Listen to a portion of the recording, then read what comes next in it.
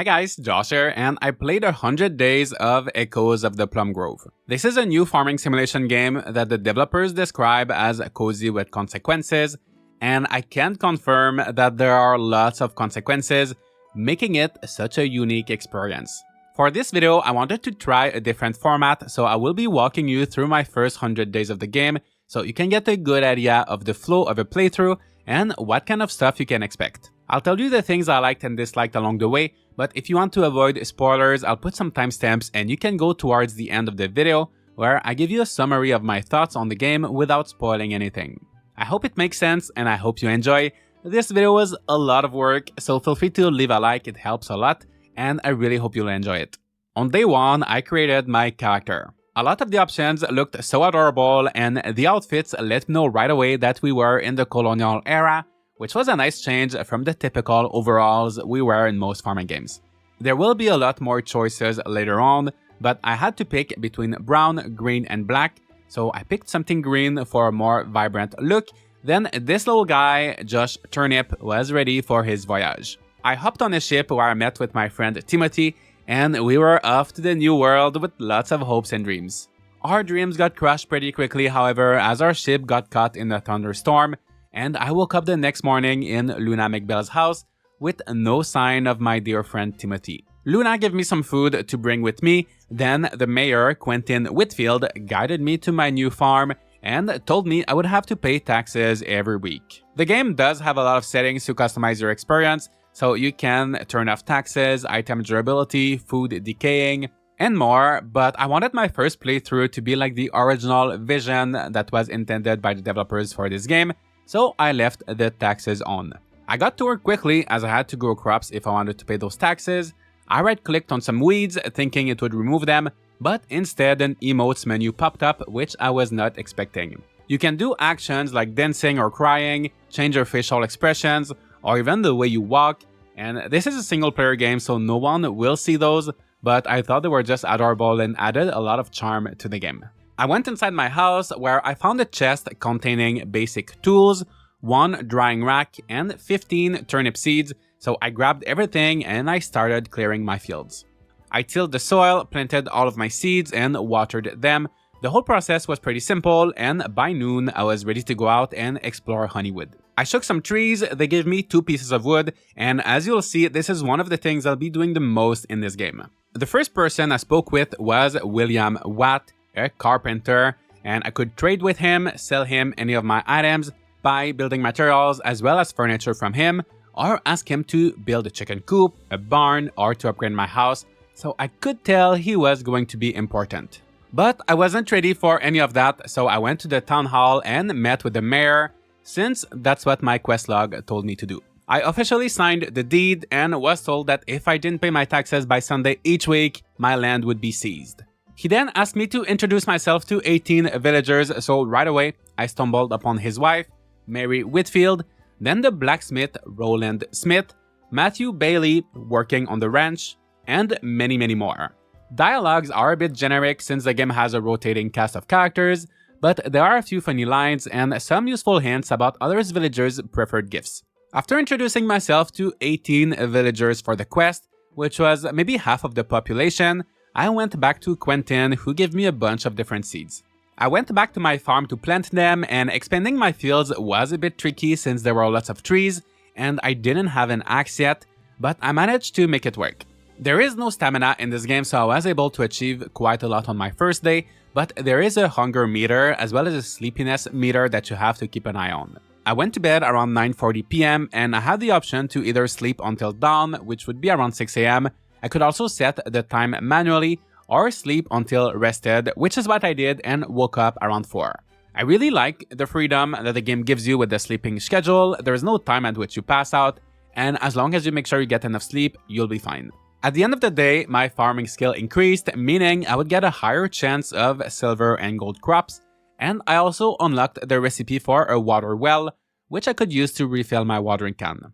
Day 2, it felt nice getting up early as I could water most of my crops before the sun was out and enjoy the rest of the day. I also remembered that I had a drying rack. It wouldn't let me place it outside where you would think it would dry faster, so I put it in my house. I went to do some foraging, shaking trees for wood, bushes for leaves and branches, and picked up anything I could find on the ground. While I was doing that, I met Daniel Hopkins, an apprentice blacksmith, and I asked him to repair my scythe, which was getting damaged from cutting all the weeds on my farm. It only cost 22 coins, so while I'm not always the biggest fan of tool durability, it seemed pretty reasonable in this game. On the opposite side of reasonable, we have Temperance Crump, who greeted me with a very cold "what you want?" and then give me a quest requiring me to insult 20 villagers in 3 days.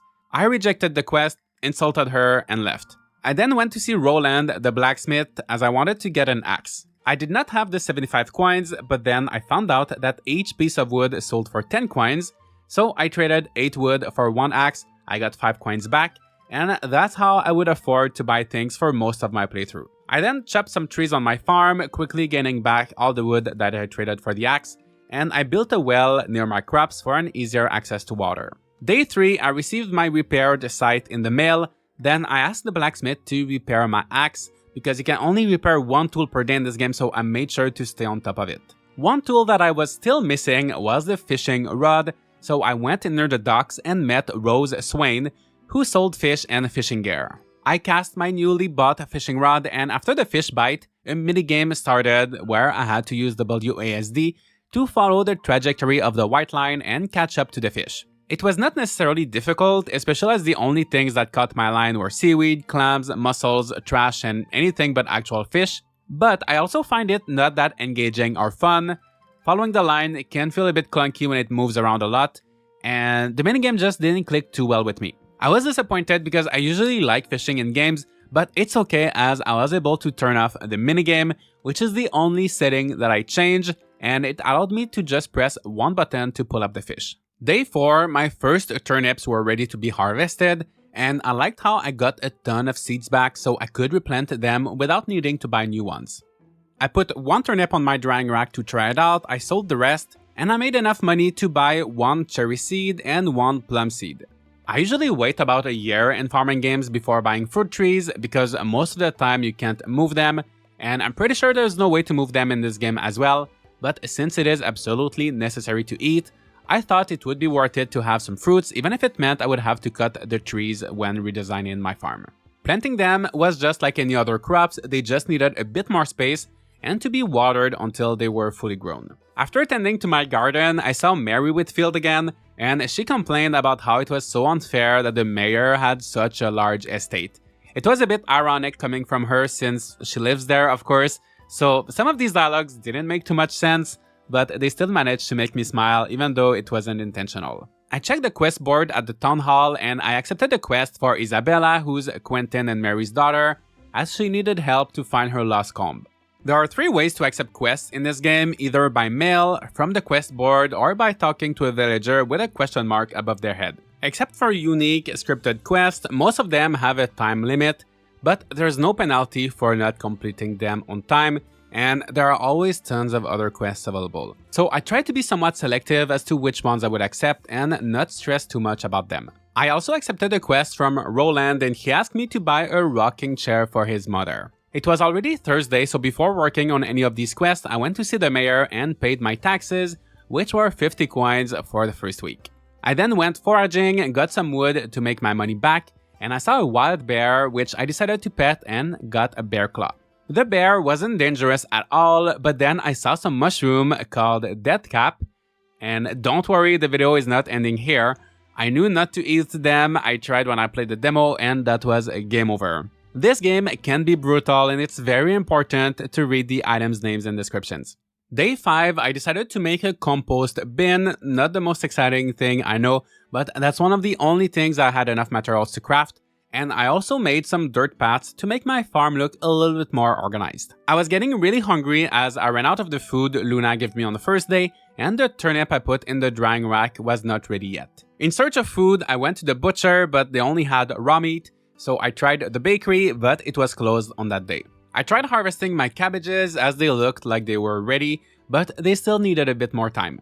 Then I had an idea. I noticed I had a fish in my inventory, and in most games you can eat fish. It even said +5 food points, so it should be fine, right? Wrong. I started feeling nauseous right after. I was walking extremely slowly, and even throwing up a few times. Now, I was really not feeling well and I was still hungry. I saw Kat Hopkins walking around the neighboring farms, and I didn't realize it at the time, but she worked at the inn where they sell meals, so that's usually a good place to go if you're really hungry. One convenient thing in this game though is that you can buy things from merchants even while they're not at work, so I bought some pancakes and a breakfast from her. I had some trouble eating the pancakes at first as my character kept throwing up, but I finally managed to do it, and I was still a bit hungry, but I decided to sacrifice myself and give the breakfast to William, who had previously asked me for one. He rewarded me with some coins and a crafting blueprint, but I cannot tell a blueprint for what since I didn't read the name of the item. I know I just said you should read everything, but anyway, when you use a blueprint to learn it, it doesn't tell you what it is, so I have no idea, but a blueprint is a blueprint and it will be useful. With all of that though, I was still hungry and nauseous, and I managed to see Bridget, the baker, on her day off, and I bought some cornbread from her. That raw fish really messed up a good chunk of my day, but 5 hours later, I was feeling better. When I got back home, my dried veggie was ready.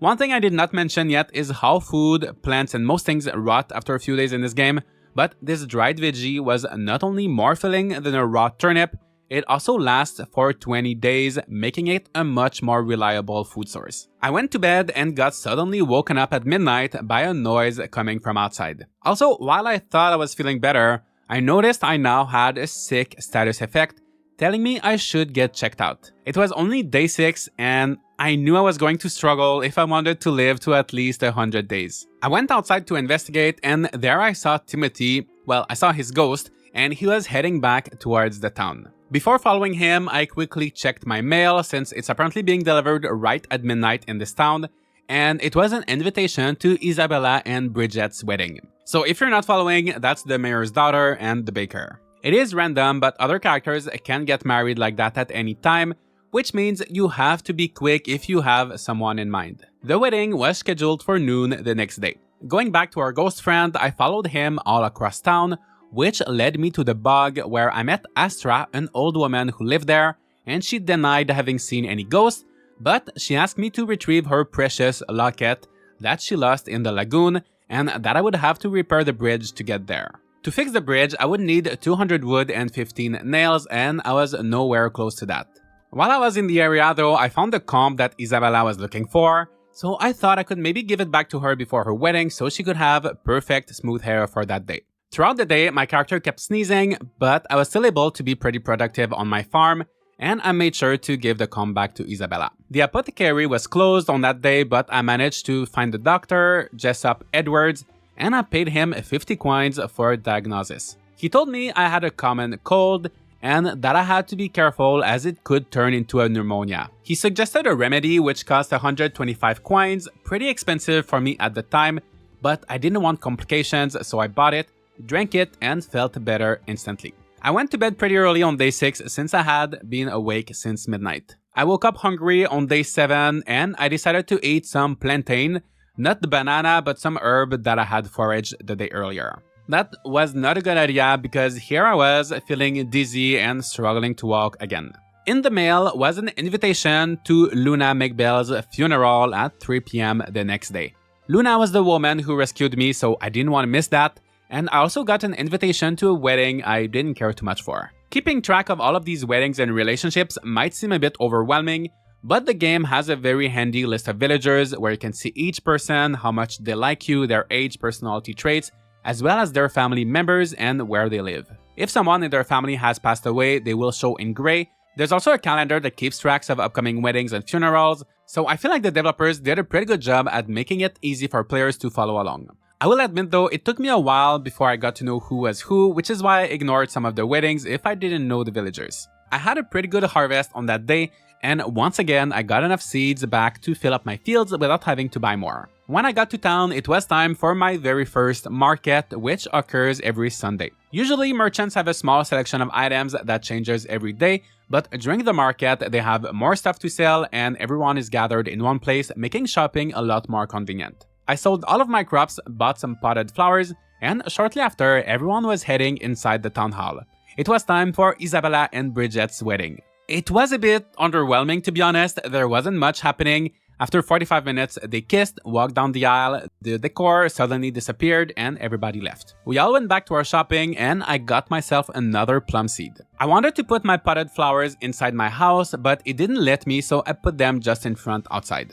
That's one thing that kept occurring during my whole playthrough, but a lot of the decorative items are weirdly restricted to either outdoors or indoors, and I found it a bit annoying. I can understand it for functional items like the drying racks, so you have to work with a limited space, and you can't just cheese the game by having 50 of them, but I wish there was a bit more freedom with the decorative stuff. On day 8, I planted my new plum seed, and I still didn't have much food. I made the mistake of maybe sending too many of my crops the day before, but my drying rack could only process one a day, and I didn't want them to rot. So I went to the bakery and bought some cornbread and other sweets. I also bought an iron bar and some nails from the blacksmith, as I had no way to get these by myself, and I needed a lot for crafting and for the bridge, which I was getting closer to repairing. I was doing some foraging pretty much every day and ended up with a lot of rotten food, mostly things like herbs that I wouldn't eat anyway, as they were making me feel sick. I put that rotten food in the compost bin, and every few days it would give me fertilizer to put on my seeds at the time of planting,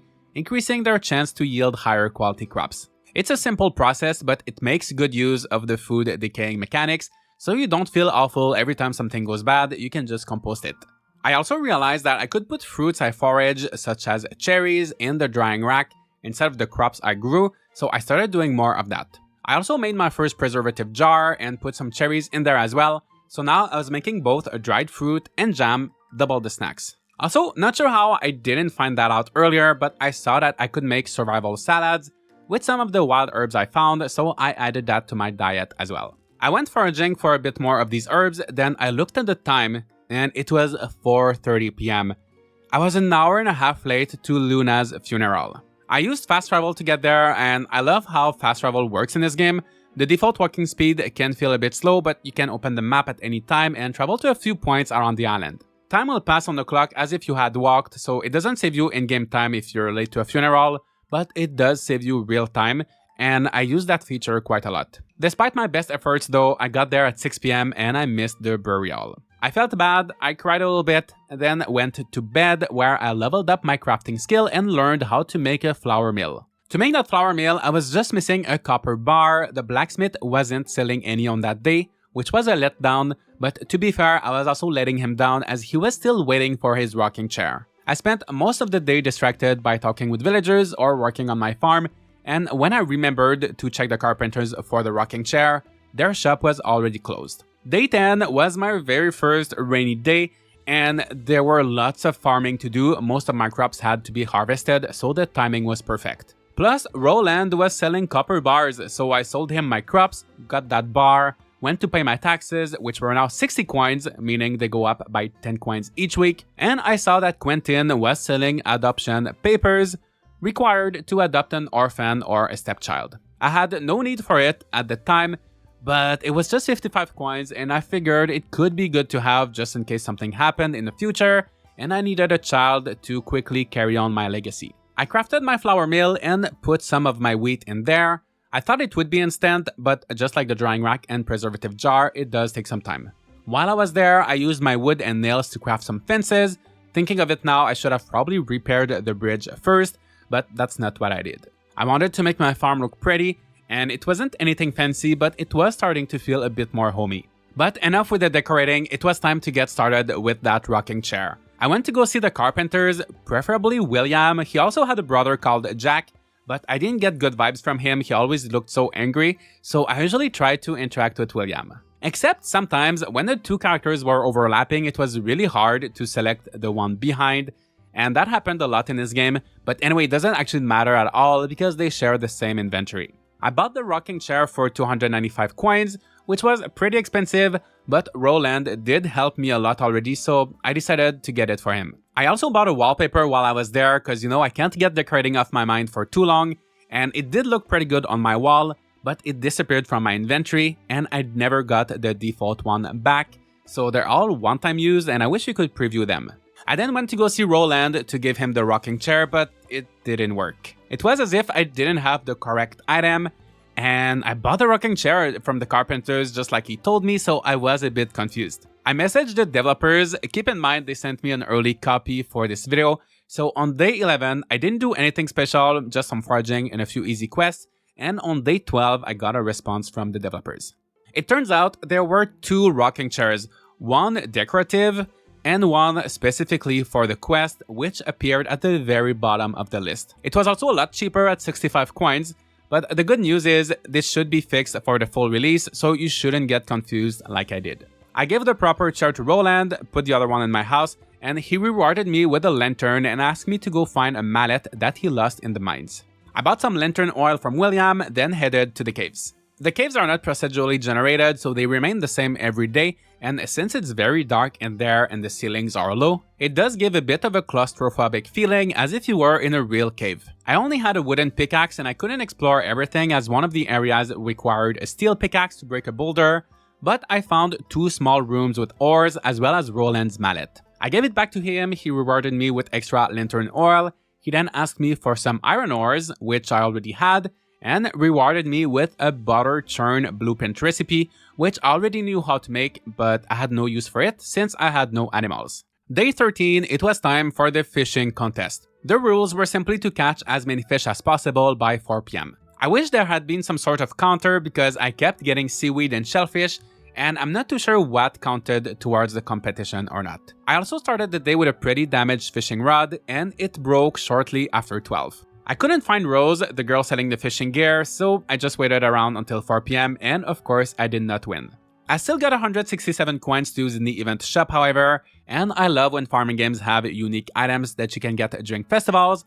I think it's a really nice incentive to participate. There was a rainbow fishing rod, a painting, and a little toy fish, which was the only thing I could get. I couldn't put the fish toy anywhere in my house, so I think it's only something you can use as a gift. Day 14, I went to the market, bought a new fishing rod and some eggs, which I used with my flour to make bread for the very first time. One thing I realized that made this game different from so many others is how you're really dependent on your community. You can't craft everything by yourself, it takes a while before you can afford to get your first animals. If you're sick, you have to buy medicine from the doctor, ores in the mines are pretty limited in quantity, so I found myself trading with others on a daily basis. As you progress, of course, you unlock more and more, and you're able to achieve a bit more on your own, but it's very gradual and you can't just play the whole game without interacting with villagers. Or maybe you can, maybe I should try that one day, but the game was clearly designed to make you interact with villagers a lot and help each other out. It's the same for quests. In a lot of games, quests don't give you anything interesting or unique, and often just ignore them, but in this one, they give you some items that maybe you can't make on your own yet, or even better, new recipes and blueprints so that you can learn how to make those things yourself. The next 2 days were pretty chill. I went mining, which became something I tried to do every day or every few days. It doesn't take too long, but there's also not too much in the mines, so I figured I should start saving ores early on. Another thing I did every day was shaking trees, as even though I was making some money for my crops, my main source of income was wood. I got to farming level 5, and I got to pick between one of 2 perks, either a greater chance of higher quality crops, or animals yielding more products. I didn't have animals yet, but a lot of recipes and quests were asking for animal products, so I decided to think ahead and I figured it would be the better long-term investment to pick the animal perk. On day 17, I bought some nails from Roland and I finally fixed the bridge. On the other side was the lagoon with more wood to collect daily, nice, a place to fish, I don't care, and believe it or not, 2 mermaids. One of them, Shimmer, was selling seaweed, the other one, Melody, was also selling seaweed, a doubloon, and the locket that Astra was looking for. I was out of money, but I couldn't sell her anything since she was also out of money. Most shop owners always had a good chunk of money, so it was my first time running into that problem, but I just went to town, sold some stuff, and came back. I tried returning the locket to Astra, but her house was only open on Saturday, and we were Wednesday. I decided to wait and fish around there for a few hours, and she eventually came out. So I gave her the locket, and she showed me inside her house. She told me that someone had been waiting for me downstairs, and so I went. And there he was, my friend Timothy. He told me how everyone who perished during the storm was stuck in there, and for them to be able to leave, I would need to repair the giant tree portal. To do that, I would have to fill the requirements of the 5 pillars. These work similarly to, let's say, the community center in Stardew Valley, but instead of having to bring specific items, it's a bit more broad. For example, one is the farming pillar, and it requires to have collected all 26 crops, but not necessarily donating them. Then you need to have donated 30 gold star crops, but it doesn't matter which one. Then 30 gold star animal products, but once again, it doesn't matter which one. The other pillars are fishing, crafting, foraging, cooking, and social. I wasn't close to finishing any of them, so hopefully the ghosts are okay with waiting for a little bit. I got to meet some of these ghosts. One of them was called Nelson, and he asked me to bring him 4 jams. In return, he would give me 180 mana, when I wasn't sure what the mana would be for, but I do produce jam every day, so I accepted the quest. I went back upstairs. Astra showed me her potion room and gave me 50 mana and 1 turkey feather to get started. So the mana is used to make potions, and I crafted a fleeting feet potion, drank it, and for the next 15 hours I was running so fast. If the default walking speed annoys you, that potion will change everything. On day 18, I still had a few hours left with the effect of the potion, but drinking it right before going to bed was a bit of a waste. I did some pretty fun quests on that day. Sarah Edwards asked me to buy one of 3 books for her daughter, so I went to school. The teacher was selling the books, and their prices were ranging from 41 to 44 coins, so I took the cheapest one. I didn't want to be cheap, but keep in mind I was still struggling financially. While I was there, a student asked me to find her toy soldier that she lost in the graveyard, so I did that. It wasn't really hard to find, and on my way out, I saw Sarah and gave her the book, but she told me her daughter wouldn't like it too much. Still, she gave me 60 coins, so that's more than what I paid for the book at least, and for the Toy Soldier quest, my reward was 12 coins. Honestly though, not too bad considering how easy these 2 quests were. Day 19, I received an invitation to the wedding of Jack and Rose. Yes, Jack and Rose, I realized that it's the same names as in the Titanic. There's also a shipwreck in this game, so I wonder if it's an event that the developers planned intentionally or just a coincidence, but I found it funny. Jack's brother, William, asked me to bring him 6 cabbages in exchange for 2 blueprints, and I couldn't say no to that opportunity. I just couldn't say no to William overall. Plus, my cabbages just became ready on that day, so the timing was great. The only problem is I just planted 5. Fortunately, I was able to buy one from the neighbors, so I did that, and William taught me how to make a dark wood gate and a wooden path, which would come in handy to decorate. Also, I'm not sure why, but William looked really grumpy on that day. Usually he's always smiling, and Jack is the grumpy one. Was he jealous of his brother getting married? I don't know, but I'm not in a position to complain since I also look miserable and starving. I returned to see Nelson the ghost, gave him the jam, I got mana, but still no ingredients to make potions, and I accepted a few quests from the other ghosts. On day 20, the plum and cherry trees I planted on day 4 gave me their first fruits, so I picked those up, then I started planning out my fields for summer. It's only 21 days per season in this game, so I was tilling the soil. Then I remembered it would become until the following day, so I decided to wait.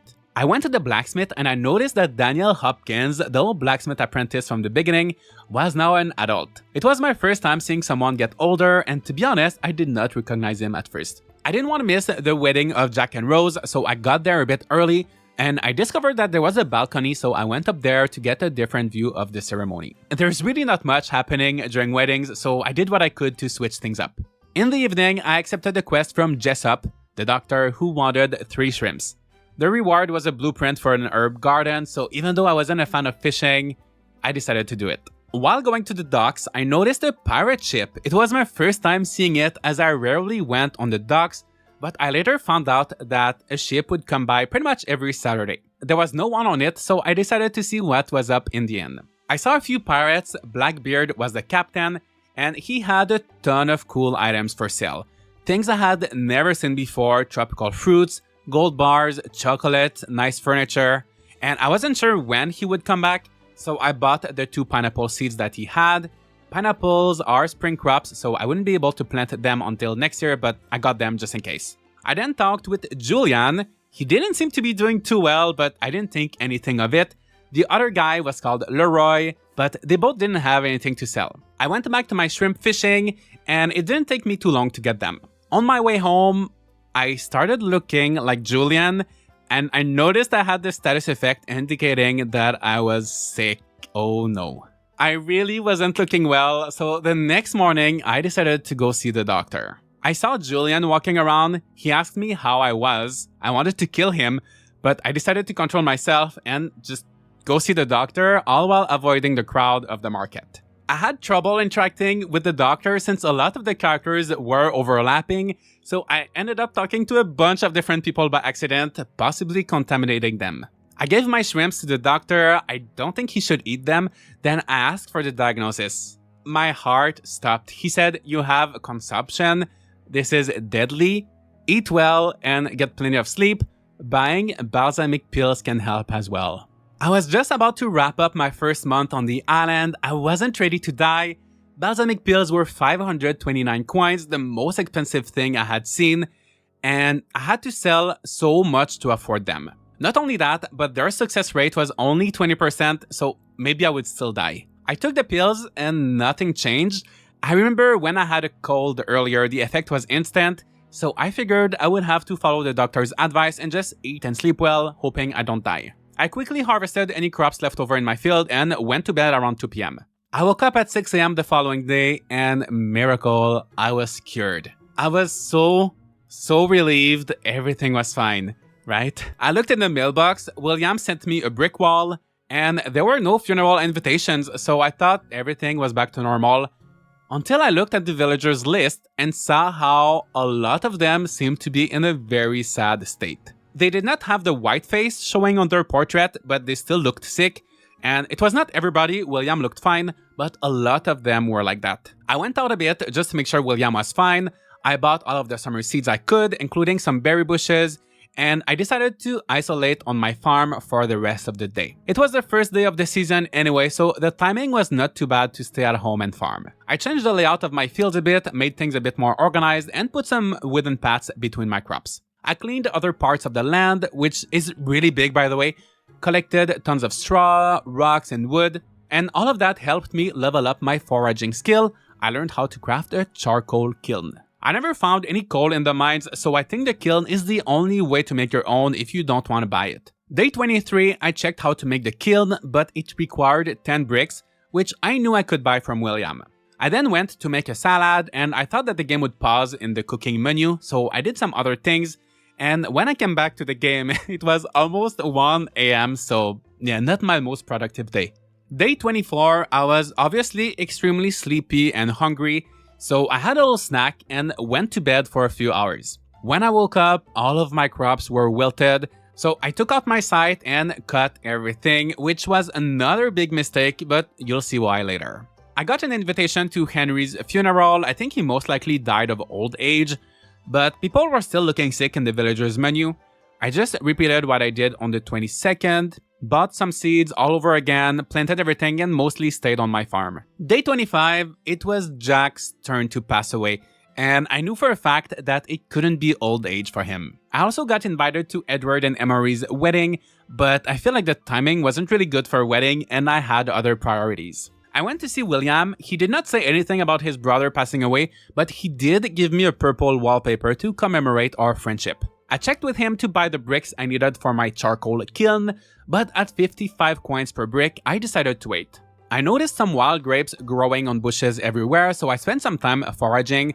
Then I went to the place with the ghost where I saw Jack. I like how you actually get to see ghosts from people who used to live in the town, and they can give you quests as well. He said he missed the smell of freshly cut wood and asked me to bring him 4 pickled fish, but I rejected as I still only had 1 preserved jar and I needed to feed myself. The wild grapes I foraged were not that valuable, selling for 3 coins each, but I sold about half and decided to keep the rest for eating. That being said, they would rot faster than I could eat them, so I needed to make more preserved jars. I've not properly explained this yet, but when you process ingredients, for example by preserving or drying them, the processed product has a much longer shelf life, and it doesn't matter what ingredient is used. The only thing that makes a difference is the star quality, so for example, a gold star or silver star product will lose a star before it starts rotting. So the game involves a little bit of planning when it comes to what items you'll process, which ones you'll sell, and ideally you want to minimize your losses. I was afraid of not liking the whole food decaying mechanics, but I'm really enjoying it. All of that to say that I bought some nails. I unfortunately had to sell my new wallpaper to afford them, so the next day I could make a second preserve jar. Day 26 started quite abruptly with my mailbox full of funeral invitations. Daniel, Gigi, Mabel, Clementine, Walter, Edwin, rest in peace everybody. The schedule was packed with funerals for the coming week. I guess William must have heard that I sold the purple wallpaper he gave me, so he sent me a blue one. Let me tell you, the town felt a lot emptier on that day. There was 8 villagers passing in just a few days. William was still doing good though. He's always doing good, always so cheerful, and maybe he's not fully aware of what's been happening recently, but he's adorable. I made my second preserve jar, then I headed to Jack's funeral, which was my first time getting to a funeral on time. No one told me about the dress code, and I hope they don't mind my green outfit. I talked to William and he said a lovely day for a chat with a friend. Honestly, these dialogues were funny, but I wish characters had a bit more dialogues that would change depending on the situation. Whether it was a funeral, a wedding, or a festival, they rarely acknowledge these kind of events. And it's a shame because the characters and their emotes are really cute, but the lack of fitting dialogues break the immersion a bit, and that's one thing I would love to see being improved with this game. Day 27, Alice passed away and William sent me the exact same wallpaper as the day before. My tomatoes were ready, but I decided to leave them in the soil as I wanted to see if that would be a good way of keeping them longer. I then met Kimberly Terry, a brand new resident who worked at the honeybee farm. There were lots of tourists on that day that arrived by ship, but some of them would stay to take the roles of villagers that passed away. Speaking of villagers that passed away, I went to the bakery during their opening hours, but Bridget, who's usually there, wasn't. She didn't look well in the villagers menu, so I think she'll probably pass very soon. It seemed like after the disease spread last week, most people decided to hide in order to prevent things from getting worse. On day 28, I got my now daily blue wallpaper from William and an invitation to funerals for Martha and Temperance. Good riddance. My tomatoes were still fine, so it looked like not harvesting them was a viable way of keeping them longer. I went to the market and bought a marriage bouquet, which is the item you need to initiate a marriage, so with both that and the adoption papers from earlier, I felt a bit more secure in case I was about to die and needed someone to take over. Day 29, I was right about Bridget, she passed. Her funeral got scheduled for the 17th, a whole 10 days later since the graveyard was so backlogged. I had a look at the villagers list and no one else seemed sick, so I think Bridget was the last one. The Great Consumption Pandemic of 1701 was over and I could start living without fear again. What a roller coaster that was, and I loved it. If you play this game, yes, you can turn off the diseases, but honestly, having this whole thing happening was so thrilling. Most farming games are very safe and cozy, but this one is really bringing unique mechanics that are spicing things up with a good dose of unexpected, and that's what I love the most about Echoes of the Plum Grove. As usual, I got a gift from William. Can you guess what? Nope, not a blue wallpaper, a beautiful wooden table. It looked great, but I started to feel like I needed to upgrade my house as things were getting a bit crowded. But first, I wanted to get a chicken coop as that would provide me with a constant source of income and make it a lot easier to cook. But that required 999 coins, some wood, stone, nails, and straw, and also 4 iron bars, which were expensive, and I needed them for so many things, so I wanted to be able to make my own bars. Later that day, I met up with Sarah Edwards, and honestly, she's one of my favorite characters. She's always so elegant in that outfit, and always gave me the best quests. This time, she asked me for 1 chest, and she would reward me with 24 tomato seeds, 1 beer, and the blueprints for a scarecrow. I was able to make the chest with the only iron bar I had. I thought it was worth it, and I didn't do anything else really noteworthy, but when I went to bed, I unlocked the recipe for the smelter, so if I had that, I'd finally be able to make my own iron bars. Unfortunately, I couldn't craft the smelter as I needed coal, and I assumed I would also be needing coal for smelting the ores. So I decided to prioritize the charcoal kiln. As you can see, there's so many things I needed to craft, but I still didn't have bricks, so I had to save money first. I also had a look at the recipe for the scarecrow. I couldn't make it, but I don't think birds actually eat your crops in this game, or maybe I just had a very weird luck, but I found it interesting how the game had been so brutal, throwing diseases and unexpected events at me, yet birds never touched my crops. So I didn't bother with the scarecrow and I planted my 24 tomato seeds. I also noticed how there were fireflies at night, and I thought that was a really clever way of making summer look a little bit different than spring. The next few days were a bit uneventful. I took care of my crops, did some foraging, bought a few bricks, nails, and other construction materials as they were available. Day 33, I received an invitation to the annual bake-off. I also finally managed to craft a charcoal kiln, and I put my first piece of wood in it. I was finally going to make my own coal. It really takes some time to get started in this game, but when you do, it's so satisfying. The next morning, my coal was ready. I got 5 coal for 5 pieces of wood. I did my farming, then I headed to the bake-off. I wasn't exactly sure of the location at first, but I just followed everybody and the gates opened 10 minutes before the start of the event. It looked so nice. There was this big tent reminiscent of the Great British Bake Off or the Great Canadian Baking Show if you're like me. There were 3 judges and the goal was to give them the food they requested by the end of the timer. I did not know any of the recipes they originally asked for, but I tried to see if I could still make them. I had access to a huge variety of ingredients and I could use whatever I wanted. I tried a bunch of different combinations of ingredients, but I couldn't come up with anything that worked. Eventually, I noticed you could change the dish requested by the judges, and this was clearly written in the rules, but I misunderstood and I thought it meant something else. It's crazy what the pressure of being on a live competition can do to you. I kept rotating the dishes, but I did not know any of them. I had been living off dried fruit and jam. I had no idea how to bake. Also, devs, if you're watching this, there's a typo in omelette. Eventually, Quentin asked for French fries. My character did not know the recipe, but I remembered reading somewhere, maybe a villager told me, that it was potato and cooking oil, which makes complete sense. So I grabbed some potato and oil, but it still didn't work. So I think your character actually has to know the recipe in this game before you can cook it, even if you do have the right ingredients. I went back to the judges. One of them asked for Maya fingers, finally a recipe I actually knew how to make. I was feeling so confident. Without even checking the recipe, I put some milk, flour and sugar together.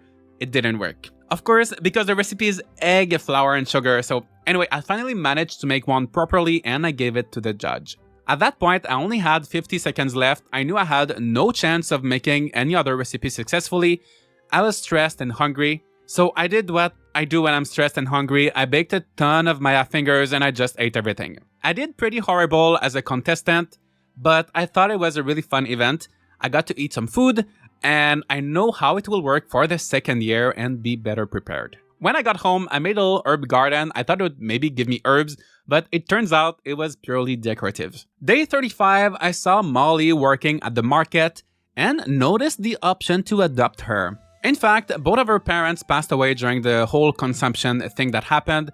I tried adopting her, but she refused. She seemed to be doing fine though and should become an adult pretty soon. People from the Empire were in town, and even though I had been left a bit traumatized by my experience with the pirates, these guys seemed healthy, so I traded with them and I got some lemon seeds. On my way home, I saw a pregnant person for the first time.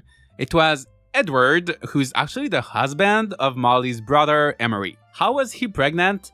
And why were they making a new baby instead of taking care of her? I had lots of questions, but I decided to mind my own business and go plant my lemon tree. I was starting to have a good amount of trees on my farm, but most of them wouldn't produce fruits until next year since they were planted quite late in the season. On day 36, Edward told me he was in the mood to eat some turtle. I don't know if that's a normal pregnancy craving, but I had no idea where to even find those, so I politely declined. I harvested the 24 tomato plants I got from Sarah, as well as the other ones that I left in the soil, and decided I would just sell everything since I was no longer having problems getting food. I made 425 coins with that harvest, and for the first time, I felt like making money was becoming a bit easier. Every day, as I was doing my rounds of foraging and shaking all the trees and bushes, I would pass by the Whitfield Manor and notice some rose bushes. For some reason, it never crossed my mind that I could shake those, but on that day, I did. I discovered another good source of income, thank you Quentin, that will at least cover my taxes. By the way, most of the time I played with the happy emote on, and I just love how my character has that big smile on his face as he's stealing all the roses from the mayor. And it's these little things that give the game so much charm. With the money I made from the roses, I was able to buy the bricks I was missing for the smelter. I put some iron ores in it, and it started working. Also, it turns out that you need coal to craft the smelter, but not to use it. So if I had to do it again, I think I would do the smelter first and the kiln second, since coal is not as used as iron and copper bars. I leveled up my foraging skill and got the choice between more collectibles spawning or more ores in the mines, and since I felt like the mines were not providing much, I decided to go for that option to make them a little bit better. On day 37, Edward was no longer pregnant.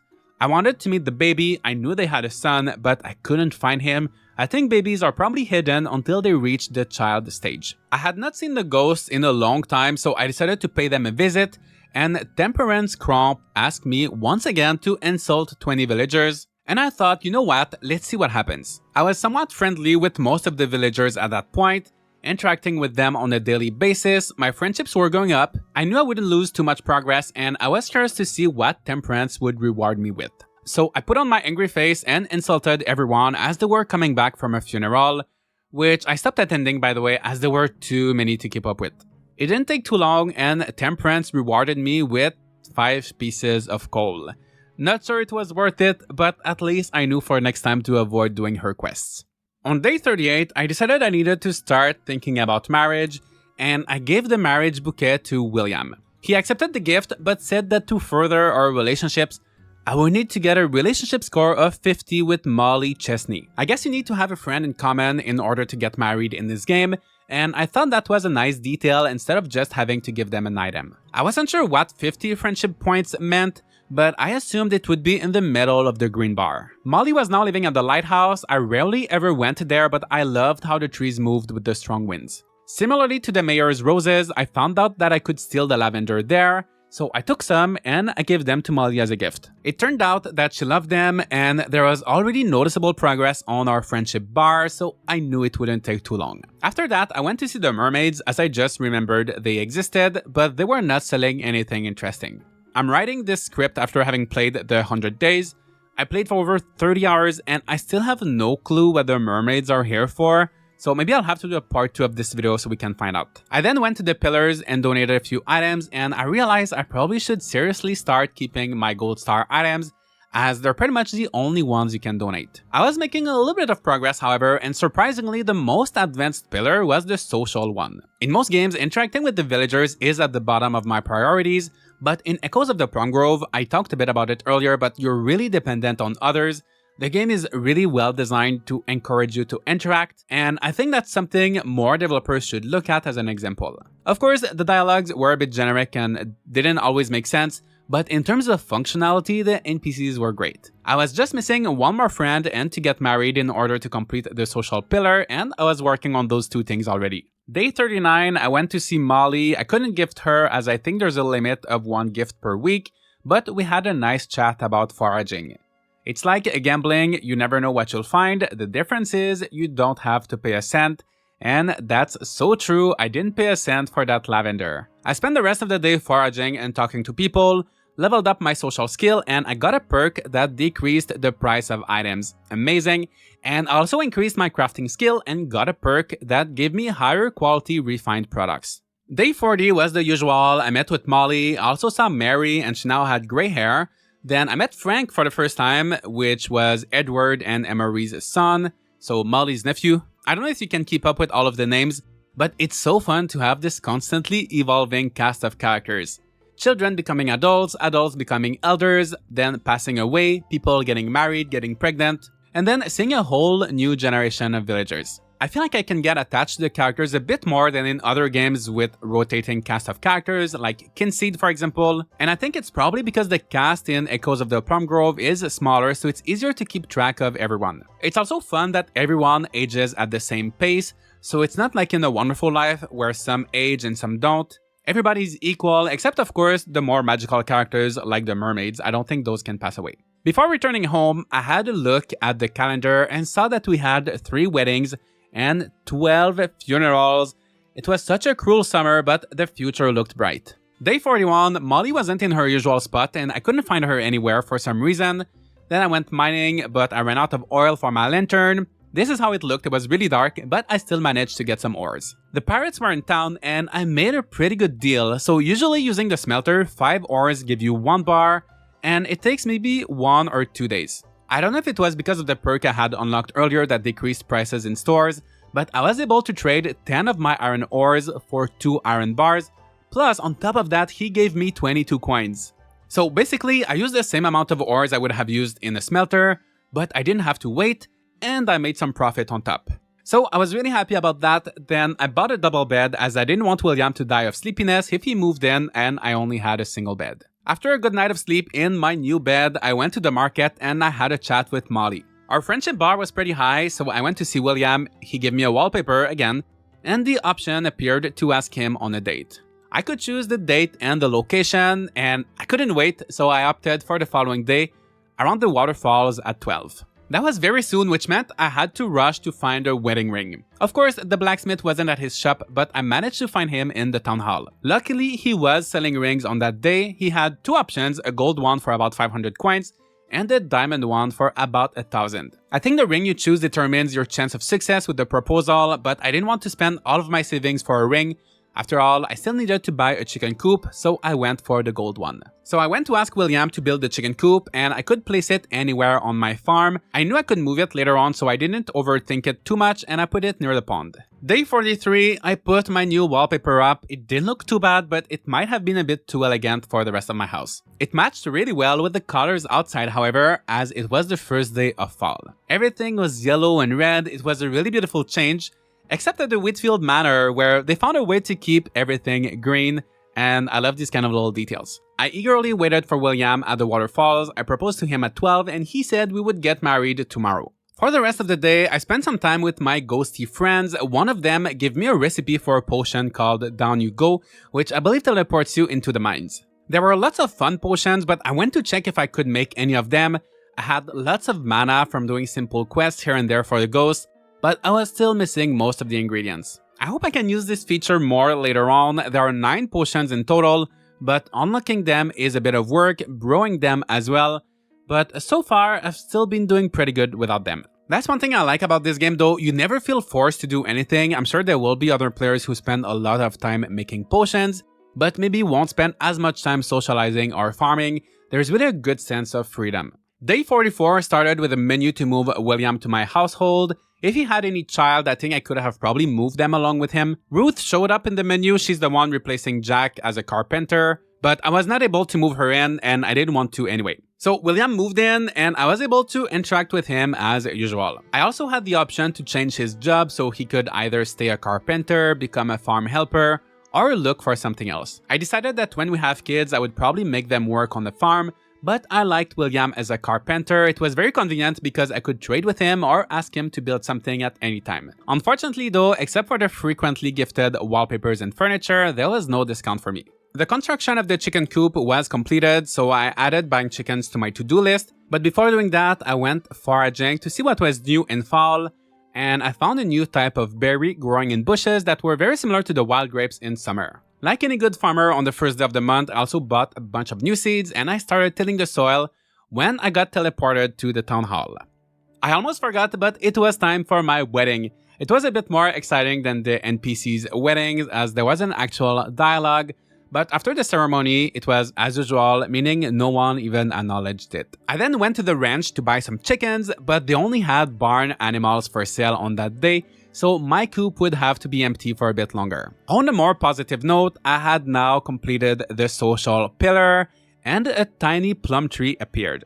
1 down, 4 more to go. There was no reward for it, but hopefully whatever happens once all the pillars are done will be worth it. Like most first of the month, it was a really busy day, and around 11 PM I was still working on my farm. Then it hit midnight and we jumped to day 45. All of the seeds that I had not watered yet just completely vanished. To make things worse, it was now raining, so why couldn't it rain the day before when I really needed it? Anyway, I was a little bit sad and I just went back inside. William gave me 40 coins, so that was the money he made at work, and I used that money to buy a doghouse from him. I slept for a few hours, then planted my autumn seeds all over again. Losing my crops at the beginning of the month was becoming kind of a habit at that point, and I needed to do better than that. I decided to buy a goose instead of a chicken because I think they look better, as well as a dog to hopefully lift up my spirits a little bit. I put some straw in the coop for the goose, and I had a lot of straw as that's what you get from removing weeds on the farm. Day 46, it was raining again, and rain had been very rare so far in my playthrough, so I took advantage of it, got out of the farm to do some quests, and I met Patrick Stewart. Not Patrick Stewart, the actor, but this little guy with a pink jacket, and he asked me to get his toy soldier he lost in the graveyard. I realized that a lot of the quests started to feel a little bit similar. For example, that toy soldier was always at the same exact spot in the graveyard, but I kept doing those quests as they were useful. Then I went back to my farm to decorate a bit. I put down some fences and paths around my coop, and I liked how it was starting to look a bit more organized, but then I ran out of materials and went to bed. On day 47, I picked up my goose eggs, and there were 2 of them thanks to the animal perk I had selected earlier. I noticed that the goose eggs were a different item than the chicken eggs, so I thought to myself I should probably have both. Another bird I wished I could have was a turkey.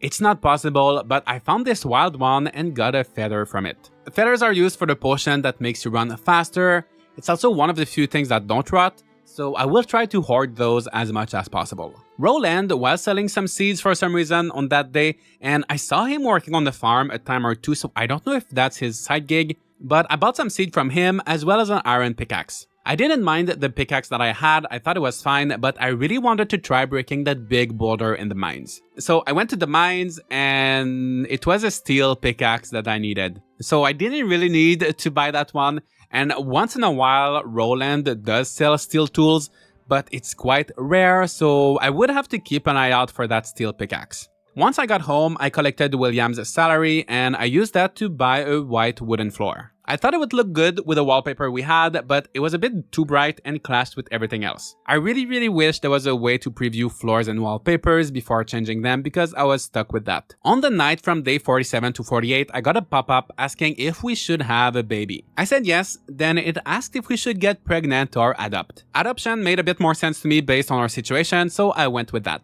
I checked the mailbox hoping to find a baby, but instead I found an invitation to Quentin's funeral. The mayor, the one and only Quentin Whitfield, had passed away. It was a Saturday, people from the Empire were here, and I bought some paint as it's one of the requirements to upgrade my house, and with a child on the way, I thought I would definitely need some more space. I needed 5 pots of paint, but at 311 coins per pot, I was only able to get one and told myself I would try to buy a few each week. I also noticed that sand was free. I'm not sure if that was because of my haggler perk, but I started taking all of the sand I could from villagers as it is needed to make glass, which is needed for the house upgrade. I saw a guy who looked sick or drunk or both. I don't know why I talked to him. I think I noticed too late, but I really had to be more careful. Next day, the baby arrived and it was a boy. I'm always bad at finding names. Fortunately, there was a generator, so I rolled the dice a few times and decided to stop on Andrew. Andrew Turnip had his little crib next to our bed. I could interact with him, but it didn't seem like I really needed to make sure he had food or anything in particular. Similarly for William, I thought that by expanding my family I would have to feed everybody and make sure that their needs were met, but it seems like as long as I take care of myself, everything's fine. Also, William spends about 90% of his time in the doorway, and I wish he would walk around a bit around the house or interact with the furniture, the baby or something. He just stands there, goes to work, and stands there again at night. I saw the guy from the day before at the market, and I was feeling fine, so maybe he was just always drunk, but I kept my distance just to be safe. I passed by the graveyard and decided to wait for Quentin's funeral, as otherwise I would forget.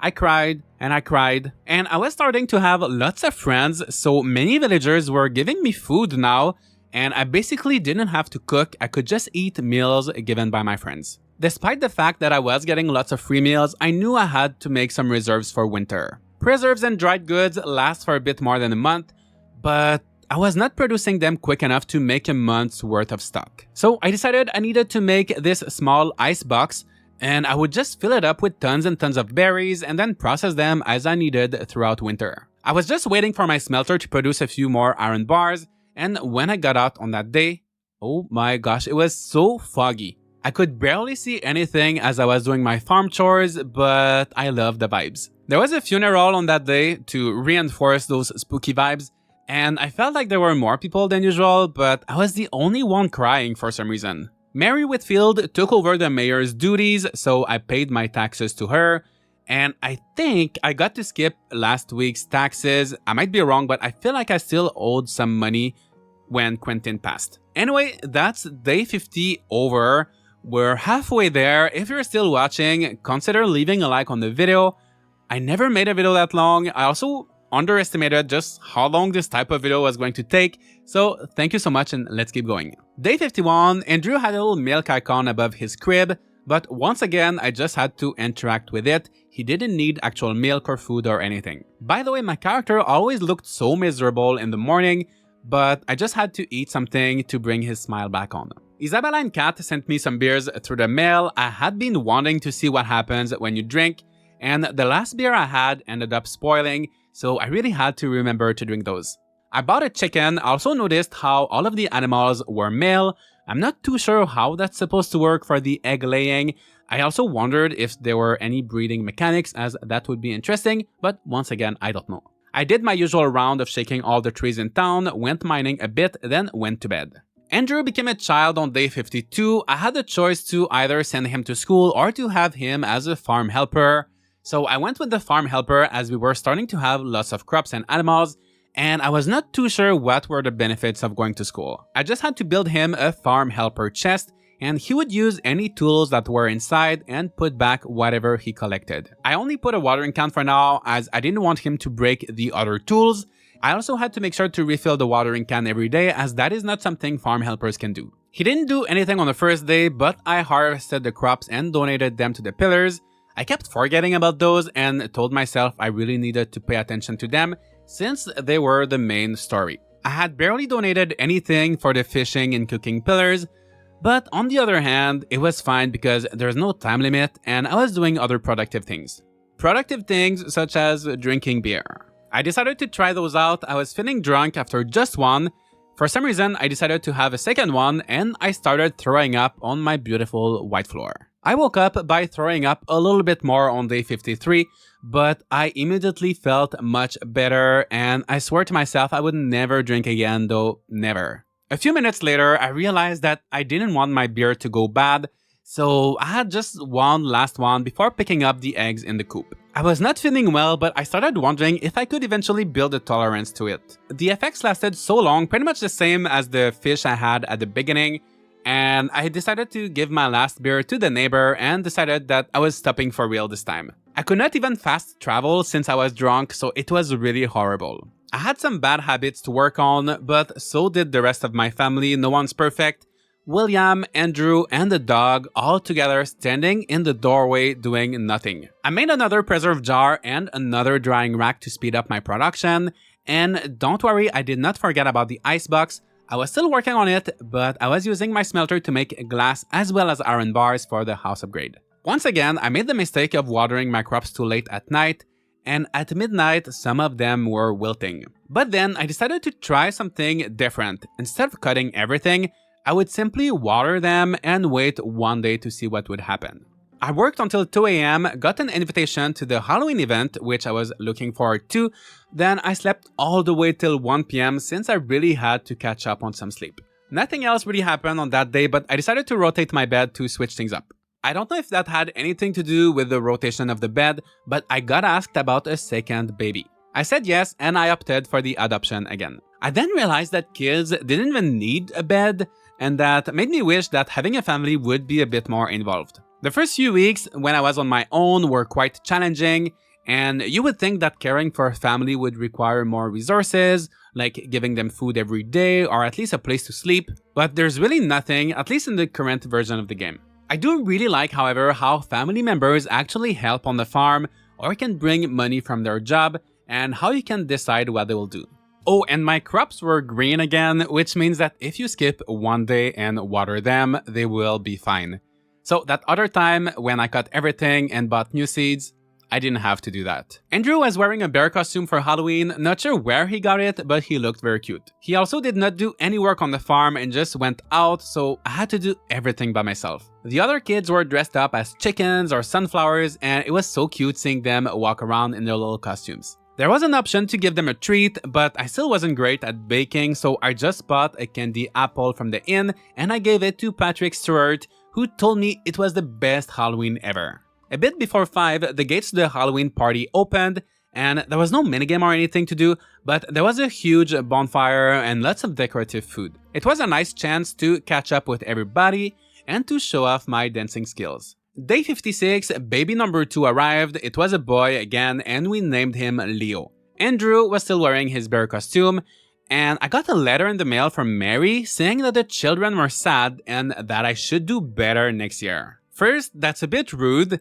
Second, I wasn't the one organizing the event. And third, she's lying because Patrick Stewart said it was the best Halloween ever. I respected her up to that point, but that was too much. Other than that, it was a pretty uneventful day, and so were the few ones after where I just grinded, trying to prepare as much food as possible for winter. Day 59, a friend sent me 50 hay seeds, which was a bit too late to plant, but would come in handy to feed my animals the following year. Leo got out of his crib, and I decided I would be sending him to school to see if it would do anything different. By the way, I know I said it wasn't raining often before, but I realized that it was raining probably more than it was sunny in autumn, which was great for the crops. Days started feeling a bit samey. I was just doing the same grind, which was still enjoyable, but a bit repetitive, so let's skip to day 61. That's when we went to the tailor for the first time.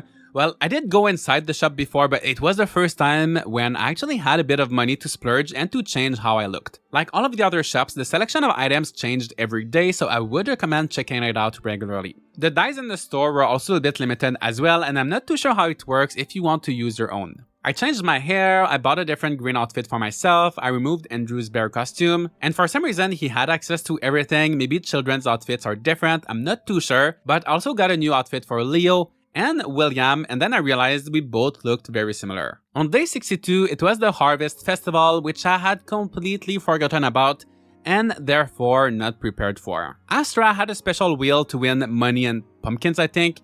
I spent 3 times and got nothing.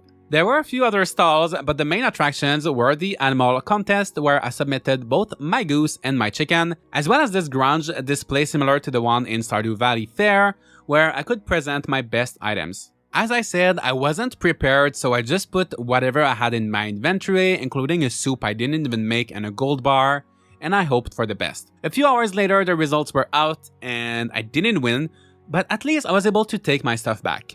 I also lost the animal contest, and I didn't get any score or explanation, so it was a bit hard to tell what needed improvement. Honestly though, I liked that I didn't win all the festivals in the first year, so I had a reason to go back the following year. Before going home, I grabbed some ice from the public ice box. You can get 2 cubes per day, and then I built my very own ice box. This was a game changer. With this, as long as there was ice inside, my food would completely stop decaying, so I put some berries in there and I was ready for winter. On the last day of autumn, I harvested any remaining crops, struggled to pick up my eggs because the birds were always overlapping with the basket. I got some antlers from a deer, then I made a wine cask, thinking I could make wine with the berries, but no. I think it only works with grapes, so crafting this was kind of a waste. Day 64, it was still very dark at 7:30 when I went outside, and there was a bit of snow on the ground and in the trees. Nothing could be grown from the ground, however, so my main source of income would have to be eggs,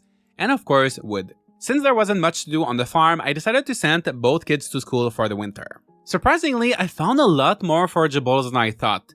Beautyberries, rose hips, bayberries, persimmons. Not all of these could be eaten, but with persimmons along with fishing, I think someone could sustain themselves through winter even if they did not have an icebox. Sarah Edwards gave me some wine, so of course we'll have to try that later for science. I thought the winter was going to be super cold and harsh, but honestly the first day was not too bad. Day 65, I refilled my icebox, always kept at least 1 extra ice in there, so that when the first one melted, I would have a spare one even if I didn't go get new ice. It was snowing outside and snow was slowly piling up on the ground. This reminded me of Story of Seasons: A Wonderful Life, where the season changes are gradual, and I thought this was a really nice attention to detail, made it more realistic than having all of the snow on day 1. I looked at the calendar to see what I could expect this month, and there were 3 events.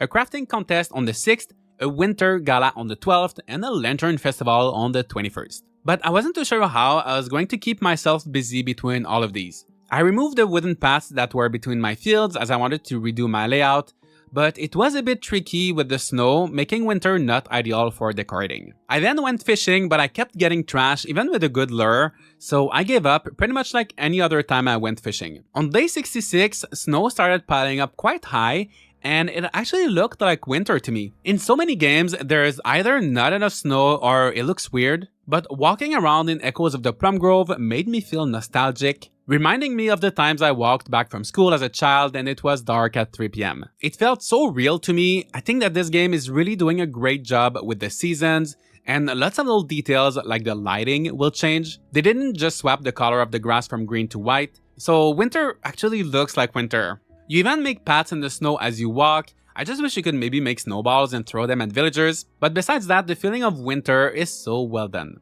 That being said, there still wasn't too much to do, so on most days I went to sleep pretty early. I would forage, mine, I needed to make more iron bars to upgrade my house.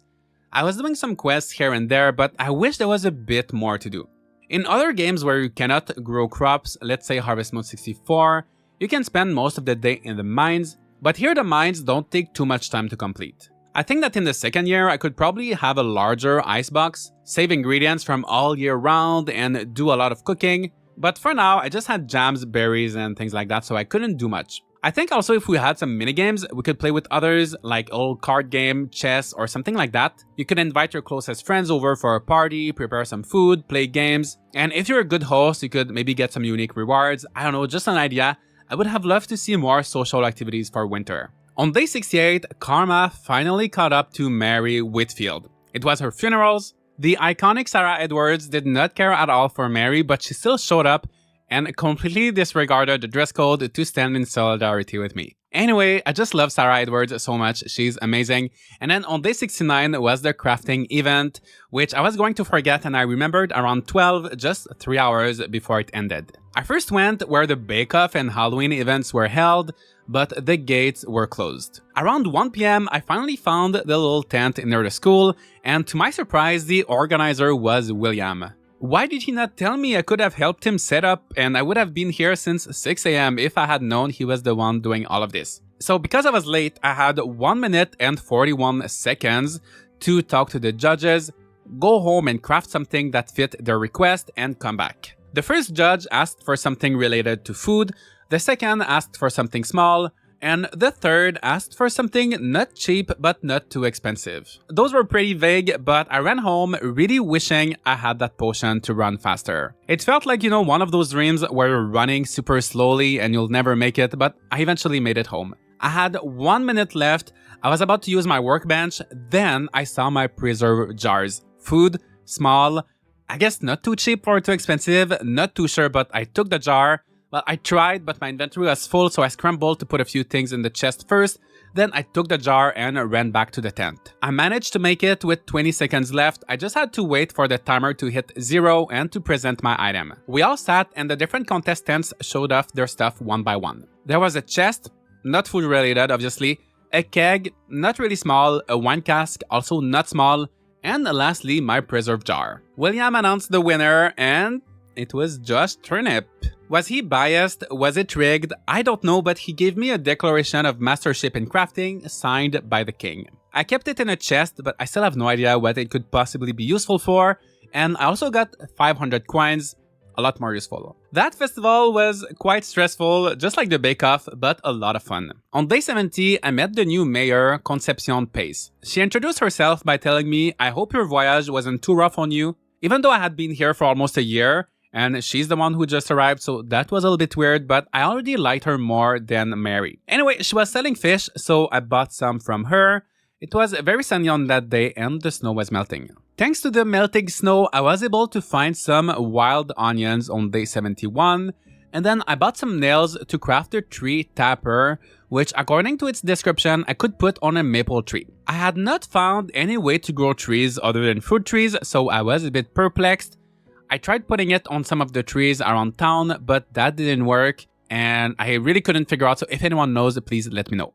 Fast forward to day 74, I was finally able to upgrade my house. I put it a bit closer to the center of my farm. It would take 2 days to build, so for a while I had my little shack to that new location. Day 75 was the winter gala and cranberry picking event. As with most events, I wasn't too sure what to do at first, but the island was filled with cranberries, so I just picked up as many of them as I could. In the evening, I went to the town hall where the gala was being held, and I gave all of the berries I found to Concepcion. The room turned into this beautiful Christmas party with a tree, a buffet, and everybody chatting and dancing. It was a great occasion to socialize, but I guess most of the town was getting a little bit old in age and the party abruptly ended at 10 PM. I wanted to keep the party going, I was by myself, but I went foraging and all of that, and I came back pretty late and I saw my new house. The furniture was all over the place, and I have to admit I was quite exhausted when I came back, so I slept near the door for a few hours, then I checked everything out. There was now a second floor which I would turn into my bedroom.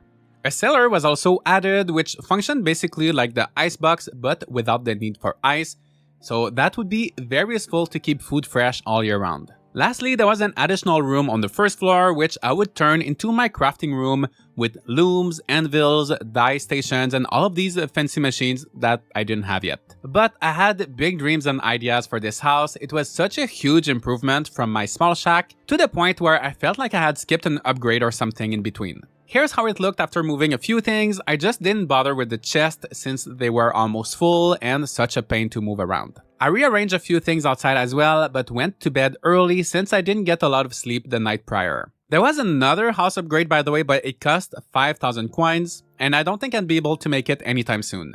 My next goal was the barn, and I knew it would be realistic to make it before the end of the 100 days. But first, decorating. I bought a few things at the market, such as this little goose statue that I put in front of my coop, that basket of yarn for my room, and I redid my fences and finally closed off the coop area. I felt like I really was starting to get my life together. I had a healthy family, a big house, a dog, birds, and I was looking forward to thriving even more during the following year. The last week of winter was very samey, however, most days consisting of foraging, making jams, and so on. Every day I spent some time decorating and rearranging my farm. It wasn't as difficult as I thought at first since most of the snow had melted, and I decided to move my fields to the bottom part of my farm and to keep the top part for my house, some trees, my coop, and mostly decorative stuff. On day 80, something quite interesting happened. As I was coming back home at night, the sky turned red, and I got a Steam achievement telling me I witnessed a blood moon.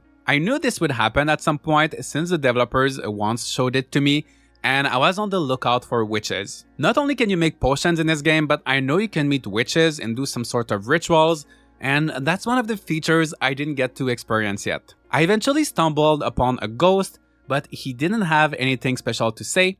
I then figured I should maybe go around the bog. I didn't find anything different at first, but then I met a ghost who asked me to find a key for her. I went back to the bog and found the key, brought it back to the ghost, and she rewarded me with a note. I couldn't read the note and I had no clue what to do with it. Thinking of it now, maybe I should have shown it to Astra, but I didn't think and I just went to see the mermaids instead, who as always didn't have anything interesting to say. On day 84, the Lantern Festival was being held.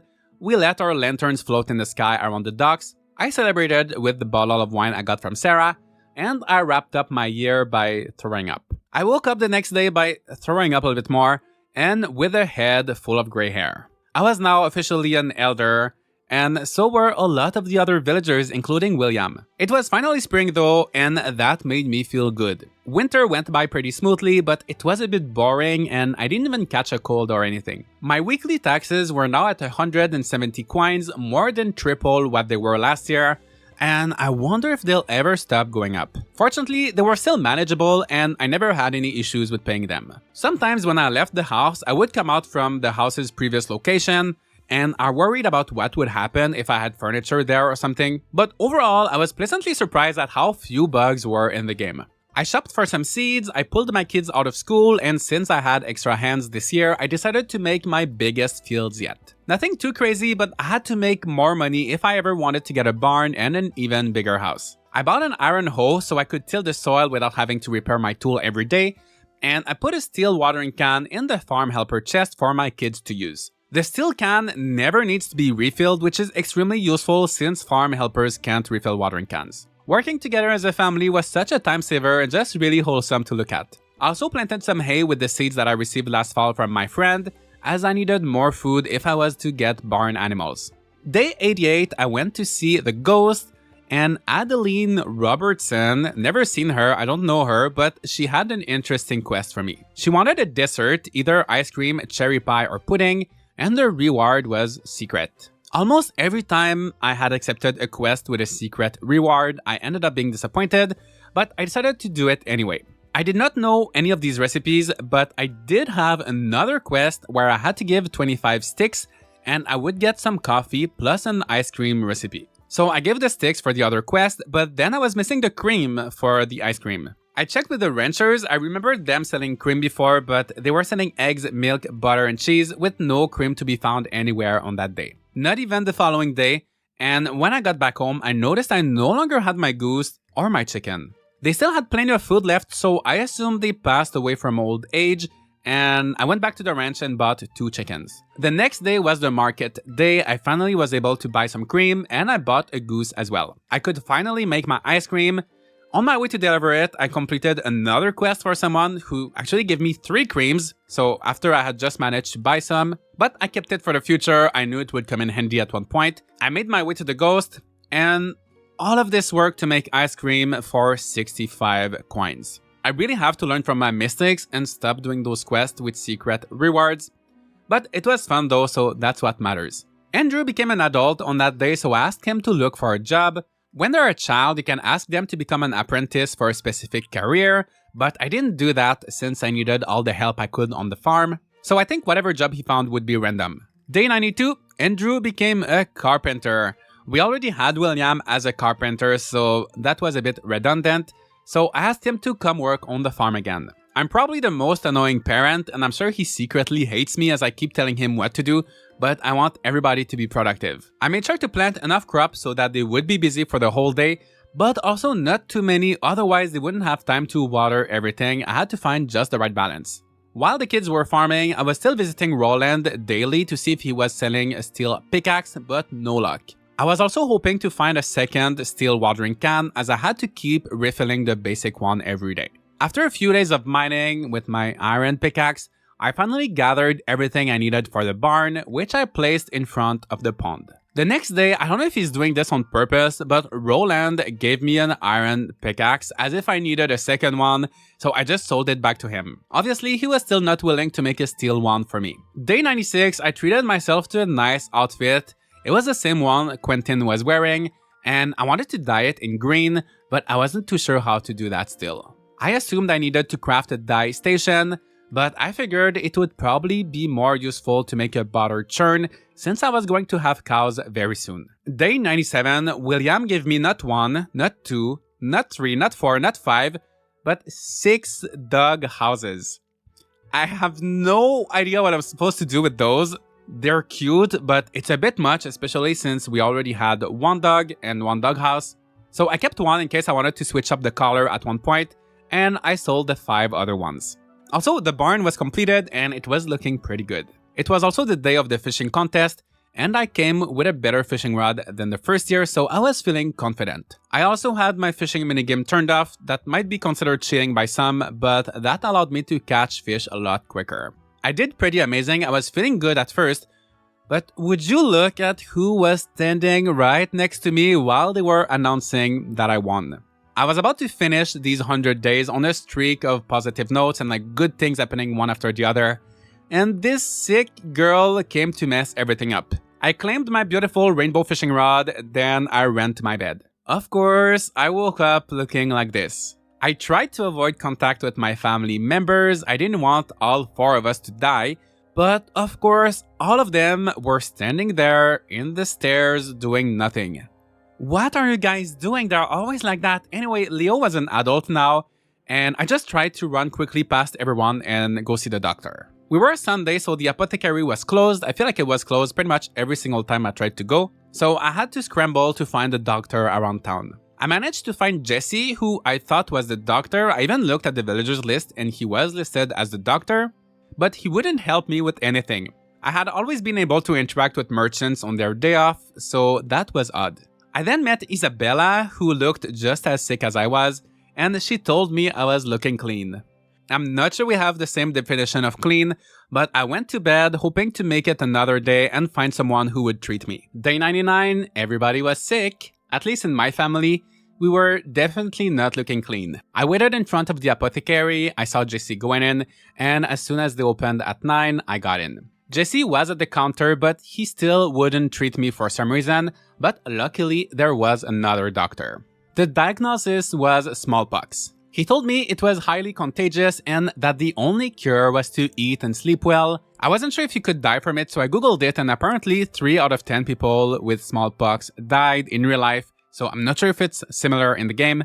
I guess we'll see. I also learned that she could pay 200 coins to get inoculated, which is a fancy word for vaccinated. So I got my vaccine knowing that if I make it through, I'll at least won't get it a second time. I know I shouldn't have been walking around with a highly contagious disease, but I really wanted to show you guys some animals before the end of the video, so I bought 2 cows, 1 sheep and 1 pig. I realized that the kids had a rest day the day before as it was Sunday, so they did not help on the farm and everything was wilting again. But they were working today, so I knew everything would be fine the next day and I did not cut anything. I realized I now had 2 fully grown pineapples from the seeds I got from the pirates a year ago, and they sold for 55 and 62 coins. That's pretty good if you ask me, and I can see the potential if I had more of those seeds, so I'll have to make sure to buy as much as I can every time I see the pirates or people from the Empire. Day 100, the final day, the whole family was still here and no funeral invitations in the mailbox, so things were looking good. This either meant that smallpox was not dangerous or that it killed slowly. I received some hay bales to decorate my farm, and I decided to have a look at my barn animals, which I kind of forgot yesterday while I was stressing out about smallpox. I think the pig is solely for butchering since its description doesn't say what products he gives, and the cows are obviously for milk and the sheep for wool. I bought a milking pail and I tried milking my cows, but I think they're not adult yet and need a bit more time. Leo was looking healthy again, which was a good sign for the rest of us. And honestly, if I was able to make it through consumption alive, I should make it through smallpox, I think. I had some coffee, which I found makes you as fast as the potion. It just doesn't last as long, it lasts 5 hours. But I think to myself, I should probably start growing some of my own coffee beans. My friends also kept giving me beers all the time. They should know that I can't tolerate it. I want to tell them to stop, but they're not stopping. So just one last time. To wrap up these 100 days, I decided to celebrate with a little drink and I went to bed. So much happened during these first 100 days, and there's still so much more to come. Will I survive smallpox? Will I make it to complete the 4 remaining pillars? Let me know if you'd like to see a part 2. But also, if you have played this game, I want to know your stories in the comments, so let me know any funny things that have happened during your time in Honeywood. Before ending the video, I would like to give you my thoughts on this game. First, let's talk about the art. You can tell it's heavily inspired by Paper Mario, but it also has its own identity and it's simply one of the most unique looking farming sims I've played in a while. I loved how each season looked different, especially autumn and winter. The different weather effects were fun, and you can tell how much the developers cared about the presentation. The art direction is cohesive, you can feel the colonial era inspiration, and everything feels very polished and high quality. In terms of controls, it's overall pretty good too. The game was designed for mouse and keyboard, and I liked how you can, for example, move around and interact with things simply by using the mouse, or use a combination of mouse and keyboard. Sometimes, placing things like fences in the right spot was a bit finicky, but I always managed to make it work, and the farming controls also worked well, if maybe a tad slow, which I will get to in a second. I was just a bit annoyed by how pretty much all of the decorative items are restricted to either indoors or outdoors, even some items that you'd think would work in both, and that made me feel restricted in the way that I decorated. You can play this game with a controller, but I would not recommend it, as you will use the right stick to move the cursor, and overall it feels a bit tedious and clunky. Going back to the slow part, keep in mind that this game was designed for progress to be somewhat slow and difficult. You most likely will not have a field full of crops and a ton of animals after 1 month. There are resources that will be difficult to obtain, and you will struggle keeping up with food or quests at first. But that's also what makes the game so rewarding. When you get that smelter or that chicken coop for the first time, you really feel like you worked hard for it, and you can feel the positive impact that they have on the rest of your playthrough. Every single time you add a little something to your farm, you feel the progress and it's so satisfying. I just started year 2, I don't even have an anvil to make nails yet. I just built a barn and I still have not gotten my first milk. It's nice because I'm 30 hours in and I know that I have so much ahead of me and I will be able to play a second or maybe even a third year and still have some new things to do and discover. as opposed to a farming game where you can unlock everything in 1 year. I just wish there were maybe a few more activities to do on a daily basis, especially in winter, as I spent most of my time just shaking trees and foraging, which can get tedious. I'm also not a fan of the fishing mechanics, but that luckily can be turned off, and that's another great point of this game. It's really customizable, so you can turn off things you don't want, whether that's taxes, illnesses, aging. You can also speed up aging for an extra challenge, and so on. Honestly though, I feel like the game is made better by all of these challenging mechanics, and that you would be missing out if you turned all of them off. My favorite part by far in Echoes of the Plum Grove, what I believe makes it different from the hundreds of other farming games, is that dose of unexpected. You think everything's going fine, and then I want to keep this part of the video spoiler free for those who have not watched the rest, but things can get really bad in an instant. You can definitely play and enjoy the game with those challenges turned off. It is cozy, it has a nice art style, but then maybe you would feel like it doesn't have as much content as other games, and I think you would get more out of something that was designed to be peaceful and cozy and easy from the ground up. For example, when it comes to the characters, since the cast is constantly changing, it comes with the downside that they're not fleshed out and dialogues are a bit generic. They might mention an event or something special here and there, but most of the time you can go to a funeral and they're gonna tell you just how nice of a day it is. If there's one thing I would love to see added to this game in the future, I know it's not in early access, so I'm not expecting too much to be added. It is a full release, and I think it does feel like a proper full release, but it could benefit from more dialogues for special situations and events. I also wish the family mechanics were a bit more fleshed out. I do love how family members can help with chores or go to work and bring money, but I wish they wouldn't stand in the same spot all day long in the house, and it could be fun if you had to take care of their needs by giving them food or a bed.